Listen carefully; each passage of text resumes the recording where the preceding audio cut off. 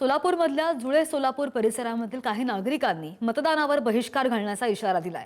प्रभाग 26 मधील गणेश बिल्डर्स सोसायटीच्या नागरिक मतदान करणार नाहीयेत। रुबीनगर ते अमोलनगर पर्यंतचा रस्ता मंजूर असताना राजकीय दबाव होता आणि त्यामुळे रस्ता होत नसल्याचा या नागरिकांचा आरोप आहे। ड्रेनेज, पाणी, आरोग्याच्या समस्या मागच्या 30 वर्षांपासून प्रलंबित आहेत आणि त्यामुळे पालिकेकडून कोणतीही दखल न घेतल्यामुळे नागरिक संताप व्यक्त करतायत।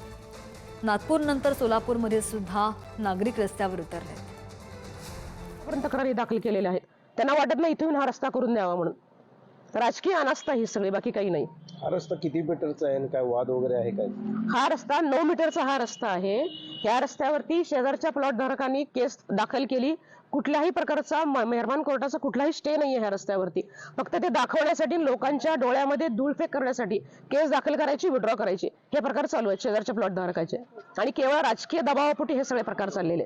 राजकीय दबाव आहे सगळा हा। या जागेला सोन्याचा भाव आहे, तरी पण इथं नागरिकांचे एवढे हाल होत आहेत। आणि इथं जास्त करून वयस्कर लहान मुलं राहतात, त्यामुळे लहान मुलांच्या आरोग्याला धोका आहे फार प्रमाणात। पाण्याचंही प्रमाण फार कमी प्रमाणात पाणी येतं, पाण्याचीही ओरड आहे।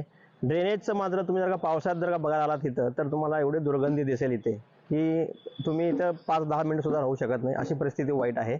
तर जेणेकरून सर्व या नागरिकांनी बहिष्कार हा एकच मेव अस्त्र वापरलेला आहे। तर लवकरात लवकर शासनाने याची दखल घ्यावी।